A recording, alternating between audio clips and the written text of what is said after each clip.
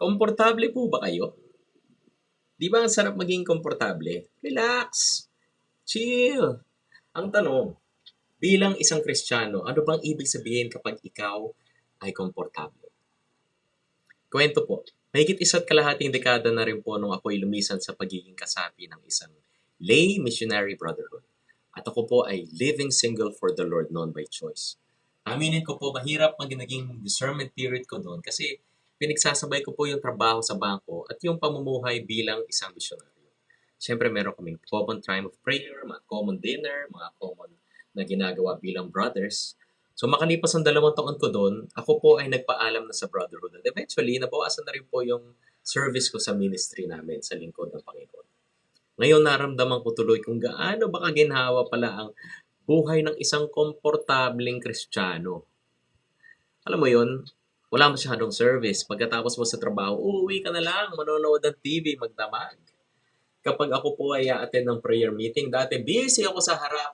Kinalaunan po ay sa likod na lang ako, nakaupo, nakikipagchika-chika, nagmimerienda at nakatikwatro pa. Pagkatapos ng closing song, uuwi na.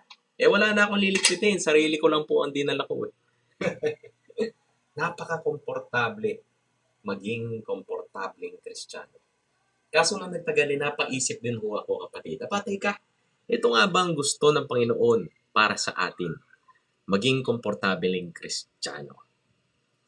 Sa Ebanghelyo ngayong araw mula sa Marcos, Kabanata 10:32 hanggang 45. Ikinuwento po ni Jesus ang kanyang paparating na pagdurusa sa kanyang mga alagad. Siya raw ay hahamakin, tuturaan, hahagupitin at papatayin. Mabubuhay siya ulit pagkaraan ng 3 araw. Oo, amazing. Pero hahamakin pa rin, duduraan pa rin, hagupitin pa rin at papatayin pa rin. Aba, kung ikaw ang nakikinig, di ba malaki-laking problema mo kung kasasama ko sa Diyos na to? Di ba? Siguro may something dito sa Diyos na to eh. Bakit ba nangyayari yan? Kasama ka ba? Ito nakakatawa. Habang kinakwento ni Jesus ang pagdurusang sasapitin niya, yan, nahulog na po. Alam niyo po, sa isip ni Santiago at Juan ng mga anak ni Zebedeo, nasa isip nila, wow, nice. Hagupitin, duduruan, papatayin. Sasama kami dyan at gusto namin front row seats. Kinausap nila si Jesus at nag-request sila, Lord, very nice. Nice story. Pwede ba kaming umupo sa kaliwat kanan mo? Di ba? Kahibangan yan. At sabi ni Lord, sure kayo. Yan ba talaga? Kaya nyo ba talaga? Siguro po madami sa inyo nakaka-relate dito dahil sa nag-uumalab na pagmamahal nyo sa Diyos, gugustuhin nyo rin ang front row seats. Ako rin naman, no? Kahit sa kakaharapin niyang pagdurusa. Pero para sa marami sa atin, yung mga nagsisimula pa lang, sa mga pananampalataya nila, o kaya yung mga napagod na, minsan ako pagod din eh. Pwede ba sa likod lang ako, wag front row, wag sa tabi mo. O kaya yung mga nagdadalawang isip pa, marami sa atin gusto sa back row. Alam niyo yung sa school, yung mga nasa likod, nakaupo. Yung mga ayaw mag-recite at ayaw sumali sa activity, ayaw matawag ni teacher.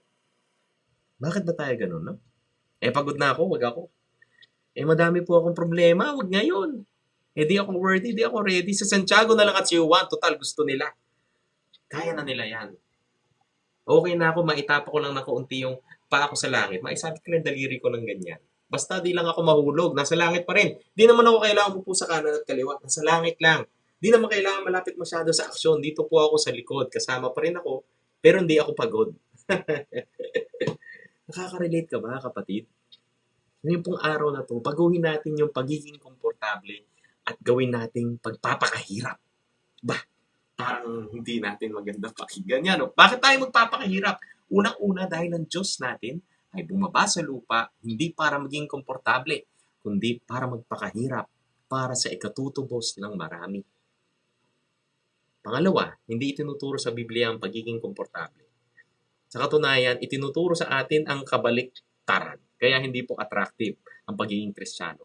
Pagpapakahirap ang tinuturo. Ang buong punto ng Biblia ay kung papaano tayong mahihirapan para mas mapalapit kay Kristo. Ang parati niyang pahayag ay follow me. Come and see. Come down. Front row, hindi back row. Pangatlo, ano bang inaasam ni Santiago at Juan kung bakit sila nag-request na umupo sa tabi ni Jesus sa front row seat sa kung ano man ang kanyang kakaharapin? Siguro, talagang mahal nila ang Diyos para tayo. Kung mahal natin ang Diyos, dapat ba tayo maging komportable sa ating relasyon sa Kanya? Ano po ba nangyayari sa mga boyfriend, girlfriend na komportable, nagbe-break? Bilang apostol siguro dahil sa kanilang pagnanais na manguna sa pagtataguyod ng kaharian ng Diyos, leader sila eh. Kung gusto nating mapabilang sa kaharian ng Diyos, dapat ba tayong magpaka-komportable? Isa pa, tandaan niyo po, no? Dahil ang komportable ang pinakamadaling masungkit, palayo at mahulog sa tukso. Ayaw natin yan. Ngayon bago po tayo magtapos, ang pagiging komportable sa Biblia ay parating umi-ending sa disgrasya. Kung titingnan niyo po, sa Ebanghelyong to, sana ma-inspire tayo na tularan si Santiago at si Juan. At sabihin nating mapalapit kay Kristo at hindi lang yung pwede na. Hindi pwedeng sa likod, nagtatago, sasabit lang, papatong lang paa. Paghirapan at pagsumikapan natin ang upuan sa tabi ni Jesus. Hindi dahil tayo po ay bida-bida, kundi para tularan ang Diyos na nagpakatao para magsilbi at magpakahirap at hindi magpakakomportable para sa atin. Dahil ang paghihirap at pagsusumikap ay katangian ng isang tunay na Kristiyano. Maraming salamat sa pakikinig mga kapatid kong kapwa na nagpapakahirap at hindi nagpapakakomportable. Ito ang landas ng